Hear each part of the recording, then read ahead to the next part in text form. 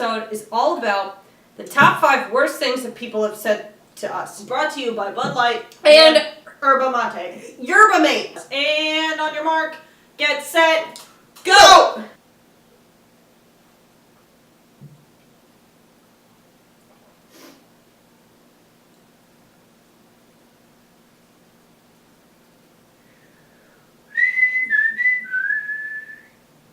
When are you going to be here? Okay. Hit it! Okay, so my number 1 is the time I was in high school. You'll never believe what this guy said to me. He wanted to ask me out, but I didn't like being touched. Still don't, really. You know, by people I don't like. I'm like, oh, get your paws off! Anyways, so he goes, I'm like a lion, and you're like a gazelle. What? In a way of that, he was gonna chase me down, which, I mean, he was fast. He was on cross country, and I was like a gazelle in that I was stunning. My legs are nothing like a gazelle, so I really don't know. He must have read that somewhere online and was like, I'm gonna try it. Who was this? I don't think we should do names. My number 1 is the time that in the 5th grade I was in the lunch line, and a young boy, he says to me, our table has a nickname for you. And I said, oh, what is it?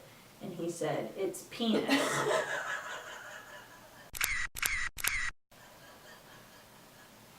I was an innocent mind. And I looked at him and I said, what? And he said, yeah, it's penis. And then he and his friends started laughing. I just want to know, what about me? Number 2, anytime my doctor said we're gonna have to tighten your back brace.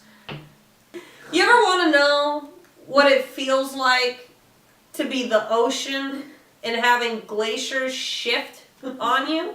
We both wore back braces due to scoliosis. Yes. I still have a dent in my thigh. I dream.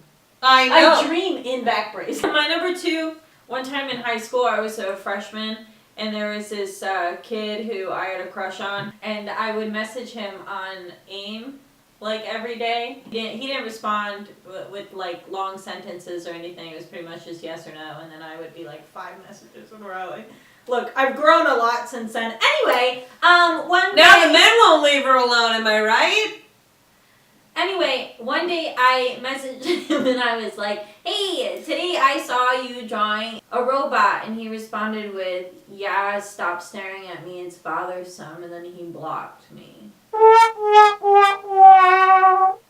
But you know what? I did better in accounting than his girlfriend.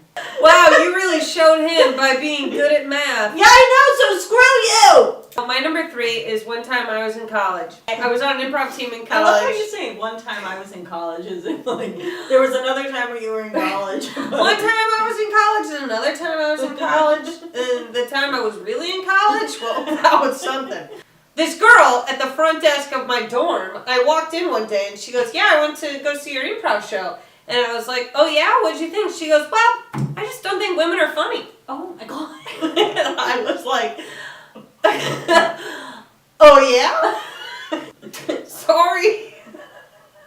She was like one of those like hot girls who wasn't in a sorority, do you know what I mean? So like Yeah. all the guys that weren't in frats were like attracted to her, so I think she thought she was like, isn't our purpose in life to just be pretty and blonde? And Yeah. it's like, and it's like, well, yeah, but there's also this. I don't know what happened to her. She had one of those big smiles. Who's this?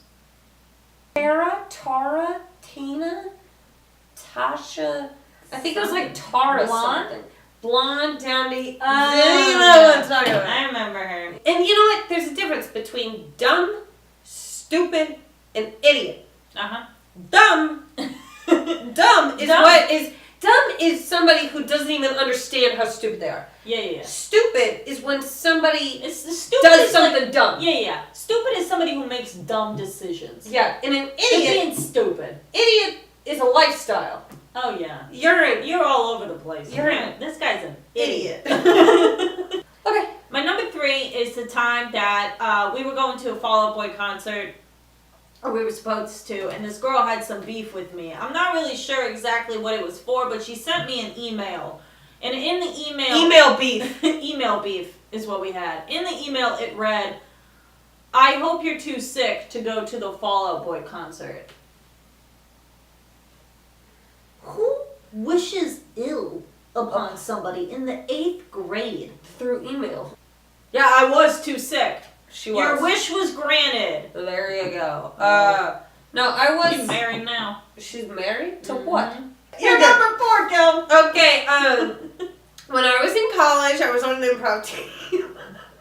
And we had to wear, hold on, we had to wear all black, black button-down black pants, and a certain tie color, whatever tie color we were. And I was purple, and I was in my uniform, and these guys yelled out their pickup truck, "Sup, dyke?" Oh. Right at me. And I was like, you know what stinks about this? Is I'm not completely straight. Like, if I could be like, oh, well, common misconception, I'm in a tie, and I look a little gay. Okay, I look a little gay.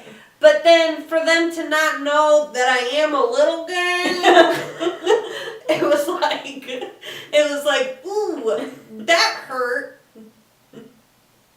I went in and told everybody at SAC, and I remember, because I went in and I said, you know, this just happened to me, and all of them, instead of being like, that's terrible, were like, well, aren't you a little gay? Number 4, actually, this one belongs to Kelly and myself. Oh boy, a duo! Anyway, Kelly and I got called pond scum on the internet, which, pond scum. Where'd you get that insult? A Hey Arnold episode? These 2 puke puddles.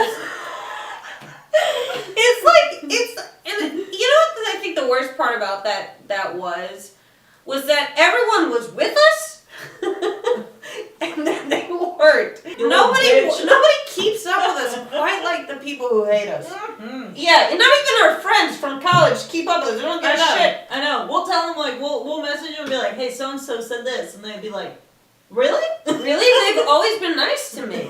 Alrighty, my number 5. I ran for president in 8th grade of the student council, and I went up there with a 102-degree fever to give my speech. Yeah, and in my speech, I decided to teach everybody how to do the awkward turtle. Do I regret it? No, I don't at all. Everyone learned something from me that day. I'll regret it for you. Okay, fine.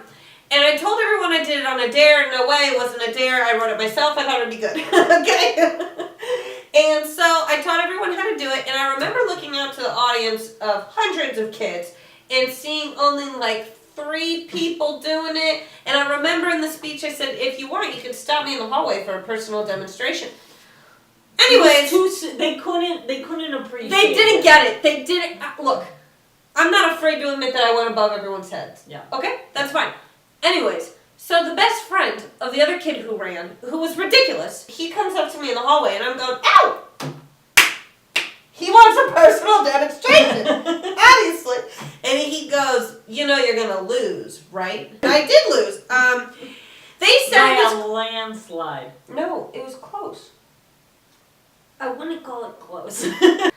Anyways, my dad, when I heard the news that I had lost the election, my dad came downstairs and he goes, well, Cal, got bad news. You didn't win, sweetheart. And then I just started crying and he goes, well, I'll let you be. And then he went upstairs. And my number 5 is somebody came up to me and asked me, so are you the real one or the other one? What? Really? Yeah. That's what You look at me. Because I know this was a stupid comedian. You look at me. Screw him. Who cares? Who cares? Who cares? Have a good night. Have a great night. I am excited for, hope you guys are having a lovely holiday season. Oh, yeah. The dear Savior's born.